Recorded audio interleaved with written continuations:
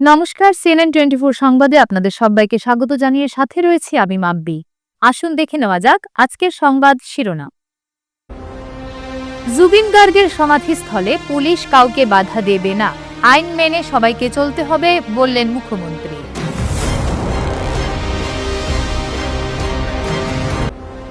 লক্ষ্মীপুরের 19টি গ্রাম ডিমা হাসাও অন্তর্ভুক্ত হবে না বললেন মন্ত্রী কৌশিক রায়।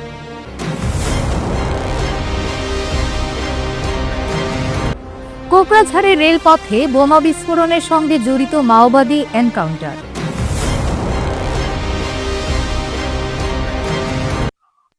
এবারে সংবাদ বিস্তারিত। জুবিন গার্গের ন্যায় বিচার চেয়ে গৌরব গগৈ মিছিল নিয়ে কটাক্ষ মুখ্যমন্ত্রীর।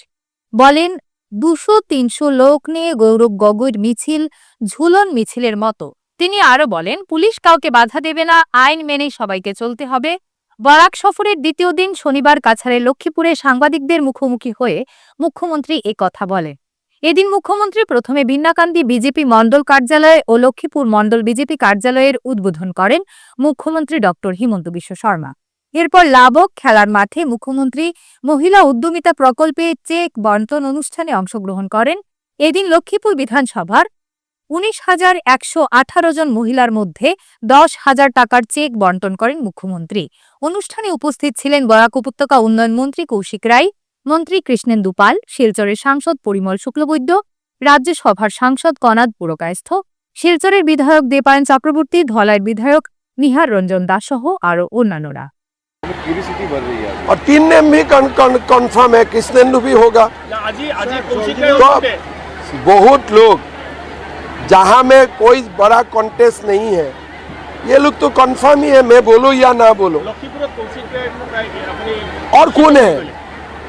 और तो कोई है भी नहीं टिकट मांगने वाला। চেষ্টা আমি চেষ্টা কৰি আছো যাতে কন্ট্ৰেক্টৰ সকলক আমি ৰিলিফ দিব পাৰো। ঠিক আছে, মই ফ্লাইট ধৰিব লাগিব, গৈ থাকো। লাহে লাহে কৰি আছে, হৈ যাব। It will be one of the best hospital. বৰাকতো আৰু কিমান সিট আছে?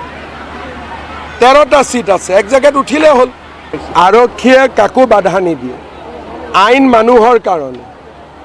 আমি এটা নিয়ম বনাইছো, নিয়মটো পালন কৰাটো মানুহৰ দায়িত্ব।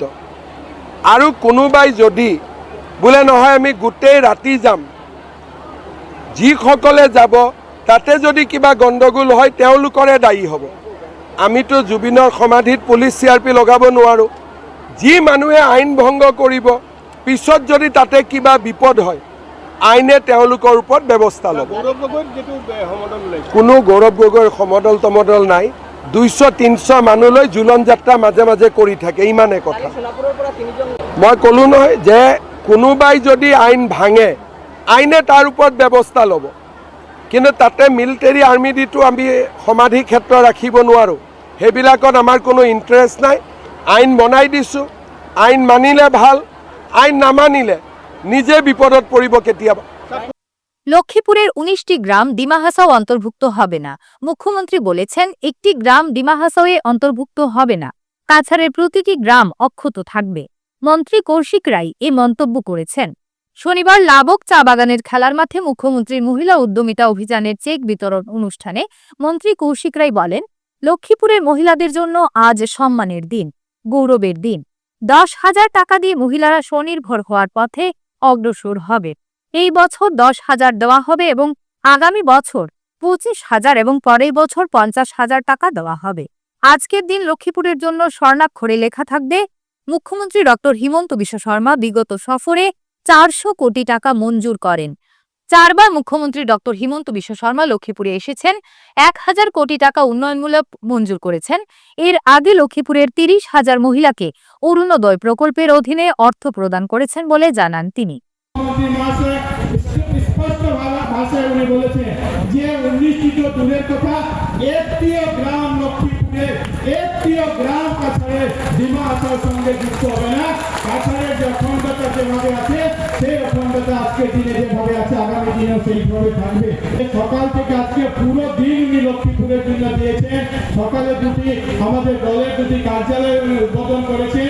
এখানে এসে আপনাদের জন্য এই অনুষ্ঠানে উপস্থিত হয়েছে, এই জন্য আপনাদের সবাইকে ধন্যবাদ জানিয়ে মাননীয় মুখ্যমন্ত্রী মহাশয়কে আমি ধন্যবাদ জানাই। অক্টোবর 2025 সাল আমাদের এই লক্ষ্মীপুরের জন্য একটা স্বর্ণাক্ষরে লেখা থাকবে।